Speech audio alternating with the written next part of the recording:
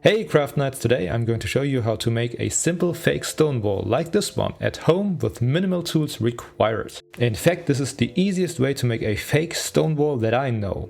And you only need a box knife, some XPS foam, acrylic paints, some brushes, a sponge, installation adhesive or mounting glue, some sandpaper, Mod Podge or white crafts glue, and some filler or gesso or texture paste. There are links to all the materials in the description, as well as a short description what I used if you don't want to open any links. Let's dive right in. The first step is cutting the stones. If you have a hot wire tool, then you can use that to cut the XPS foam. Just remember to wear a protective mask. For everyone else, just use a regular box knife like this one. You can see how I cut the XPS foam sheets in random shapes, and then I cut along the edges at an angle to shape the foam further. I also cut the foam sheets in half to get some shallower stones to add some variation. The stones themselves should also vary in size to give a more organic look. Or you can make them all the same size and make a brick wall, totally up to you. Some tips on cutting the foam. Always cut away from you. You might slip, and when you do, it's best when the knife slips away from you. I learned this the hard way and I have some scars to tell the tale. As my grandfather used to say, smart people learn from their mistakes, but smarter people learn from other people's mistakes. So be smarter than me. Sharpen your knife periodically. Foam of any kind dulls a knife very quickly. Luckily, you can easily sharpen your knife again by running it against some sandpaper. Use a fine grit sandpaper for this. 200 to 320 grits is fine. Then run the knife over the sandpaper at an angle like this. Do this 4 to 5 times and the knife is sharp again and ready to cut some more foam. You can see that the knife has gotten dull by looking at the quality of the cuts. If you see the foam tear at the edges, then it's time to sharpen your knife. Next, we're going to use a real stone that has a lot of texture and press it into the XPS foam stones to transfer some of the texture. The kids had a lot of fun with this step. Next up, we are going to glue the stones to the wall. You can use any type of construction glue or mounting glue for this step. I used wood glue because I glued the foam to a wooden wall, and both XPS foam and wood are porous materials that absorb moisture, so wood glue worked fine for me.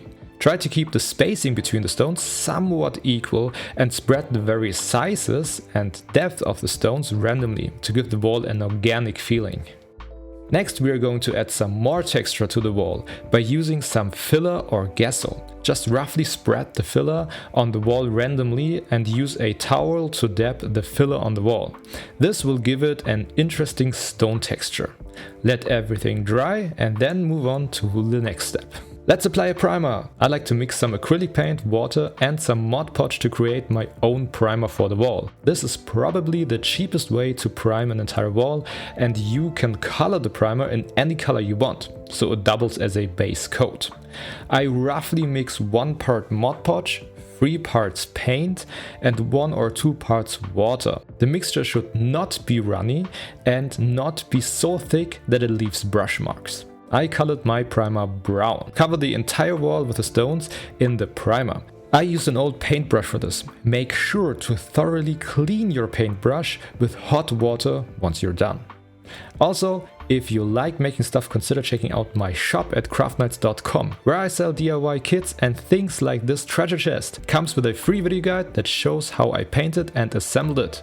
Link in the description. Shameless plug over! Now the fun part begins, at least for me. Painting the rocks. I started by using a gray paint to color the stones. Don't use a light gray for this. Instead, use a darker gray. The reason will become clear in a second. I use a big paintbrush for this. First, load the paintbrush with some paint. Then get rid of some of the paint by brushing over a piece of paper or tissue paper. And then brush the remaining paint lightly on the rocks. This will ensure that the higher parts of the stone catch the paint, while the deeper grooves will remain darker.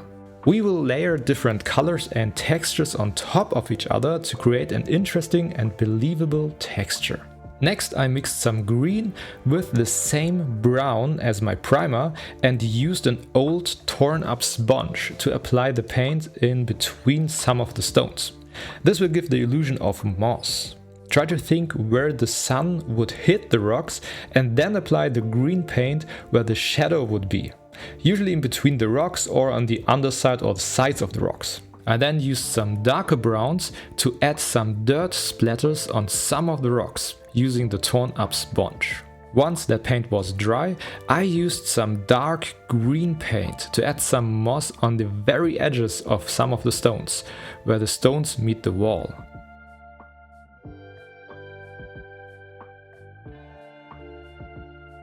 Now it's time for some highlights. I used some of the brown paint and mixed it with some orange and some white to get a nice warm highlight color. I then applied it to some of the areas where the sun would hit the wall and used the sponge to blend the paint in. I also used the sponge to add some more texture by dabbing the sponge on the areas after blending. Then I dabbed some very light gray on my sponge and applied the paint lightly to the stones. This method is almost like dry brushing. The paint will only stick to the raised areas. This adds a nice highlight on the rock texture. If too much paint is applied, simply remove some paint from the sponge and then try again. You only need to lightly brush over the stones. Don't dab the sponge on the stones. We don't want to add more texture, we want to highlight the texture that is already there. I used the same method to also add some highlights to the edges of the stones. This will define the shape of the stones some more.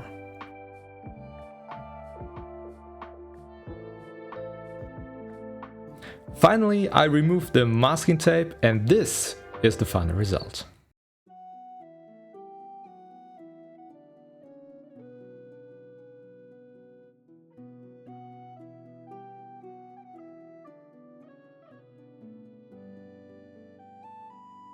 Now it's your turn, go and make awesome stuff, I know you can do it.